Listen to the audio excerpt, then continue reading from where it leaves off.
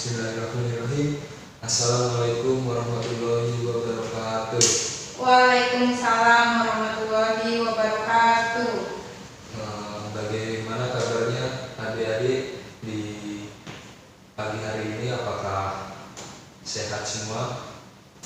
Alhamdulillah sehat, Pak. Alhamdulillah. Baik, sebelum memulai pembelajaran di pagi hari ini, coba ketua kelasnya memimpin doa sebelum belajar. Baik, Pak. Sebelum pembelajaran dimulai, alangkah baiknya kita berdoa. Berdoa menurut kepercayaan masing-masing dimulai.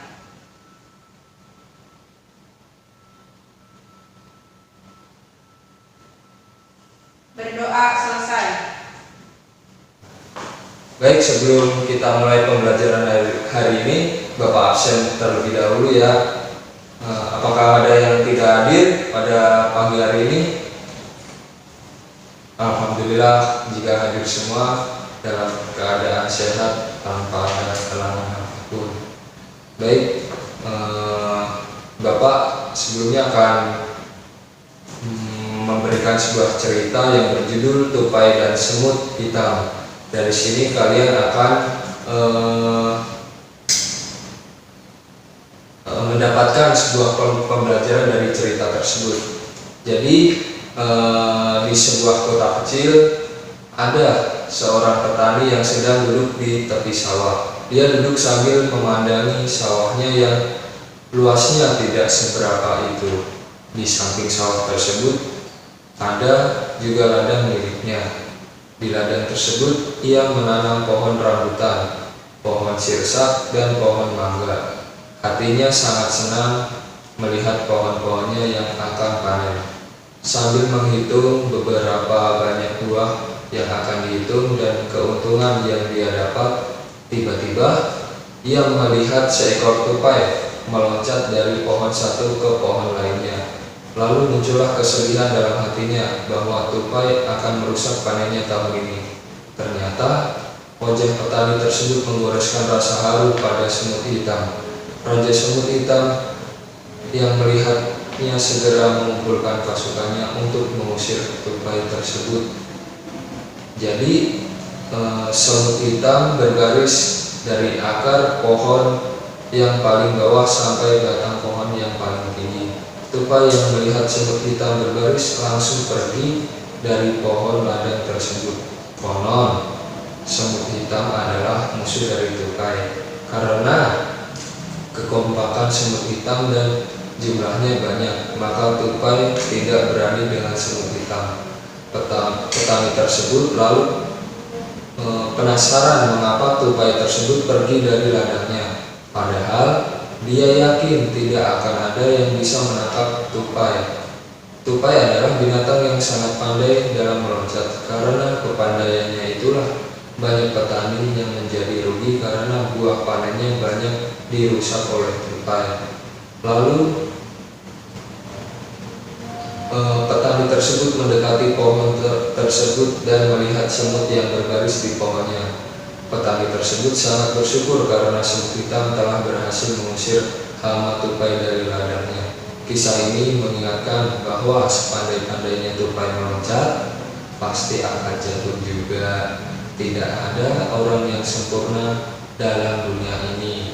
Nah, jadi dari cerita tupai dan semut hitam dapat kita ambil pembelajaran nih anak-anak. Sepandai apapun Anda, adik-adik, tentunya kalian pasti memiliki kekurangan. Contohnya saja tupai yang pandai meloncat tetap memiliki kekurangan. Kekurangannya yaitu takut pada semut hitam. Tuhan sudah memberikan talenta kepada kalian semua, maka gunakanlah sebaik-baiknya dalam hal yang positif atau yang baik. Ketika satu orang diberikan talenta dalam bermain musik maupun lainnya, bukan berarti orang tersebut juga pandai dalam bidang lainnya. Maka dari itu bersyukurlah apapun talenta yang sudah Tuhan berikan pada kalian semua. Tetaplah rendah hati meskipun orang lain tidak sepandai kalian. Jadi seperti itu pembelajaran yang dapat kita petik dari cerita tupai dan semut hitam. Selanjutnya langsung saja pada pertemuan kali ini materi yang akan kita bahas yaitu tentang teks editorial, yang dimana KB atau kompetensi dasarnya yaitu menentukan struktur dan kebahasaan teks editorial dan merancang teks editorial dengan memerhatikan struktur dan kebahasaan baik secara lisan maupun tulis.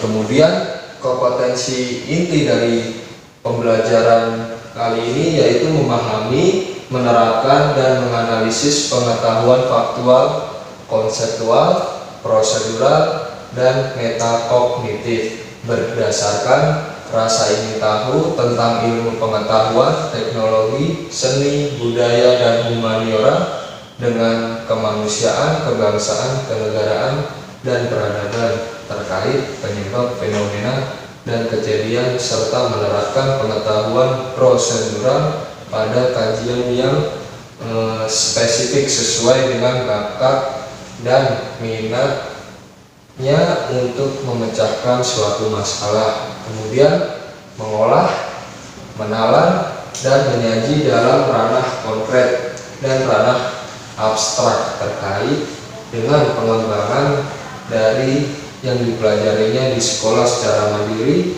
bertindak secara efektif dan kreatif, serta mampu menggunakan metode sesuai kaidah keilmuannya.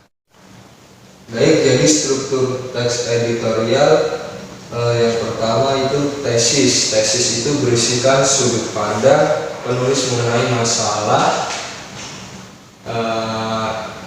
yang akan dibahas. Biasanya sebuah teori yang diperkuat oleh argumen. Selanjutnya argumentasi. Argumentasi adalah alasan atau bukti yang digunakan untuk memperkuat pernyataan dalam tesis. Walau secara umum argumentasi diartikan untuk menolak suatu pendapat. Argumen bisa berbentuk pertanyaan umum atau data hasil penelitian, lalu juga pernyataan para ahli maupun fakta-fakta berdasarkan referensi yang bisa dipercaya. Lalu yang terakhir, penegasan ulang pendapat. Bagian ini berisi penegasan ulang pendapat yang didorong oleh fakta di bagian argumentasi guna memperkuat atau menegaskan. Baik, untuk selanjutnya yaitu kaidah kebahasaan teks editorial, yang mana berisi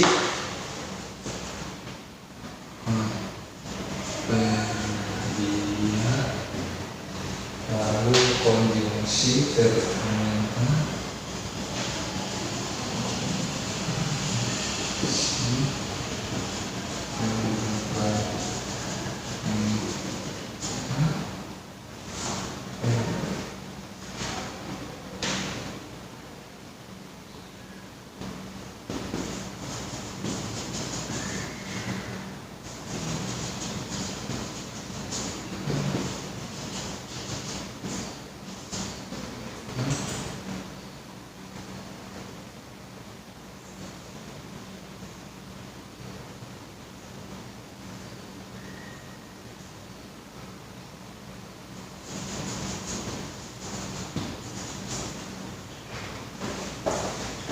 Baik, yang pertama ada verba adverbial, yang dimana ditujukan agar pembaca meyakini teks yang dibahas dengan menegaskan menggunakan kata keterangan.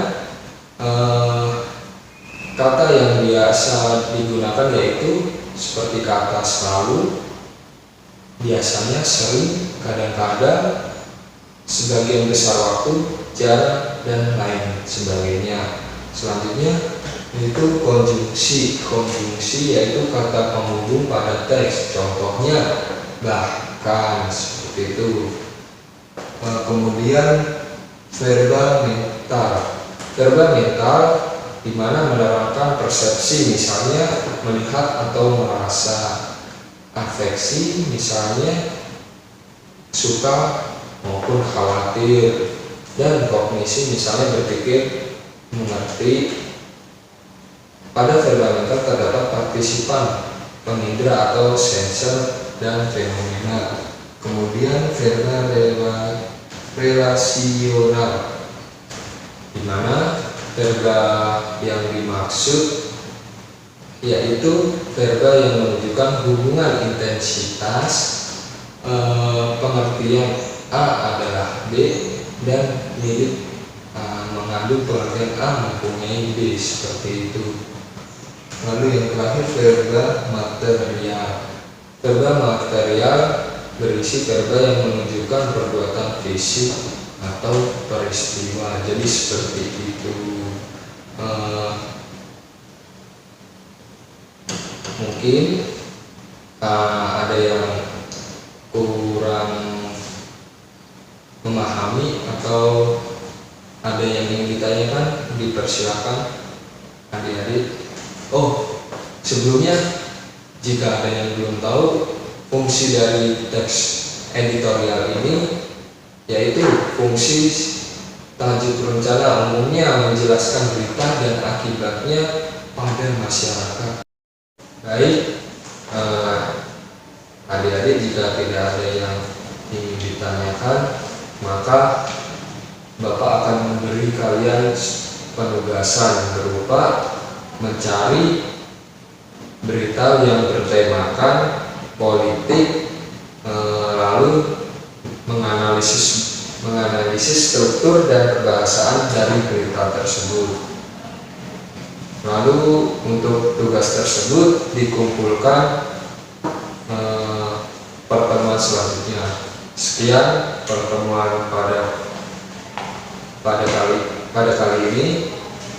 Jika ada kekurangan maupun kesalahan, Bapak mohon maaf. Akhir kata, wassalamualaikum warahmatullahi wabarakatuh.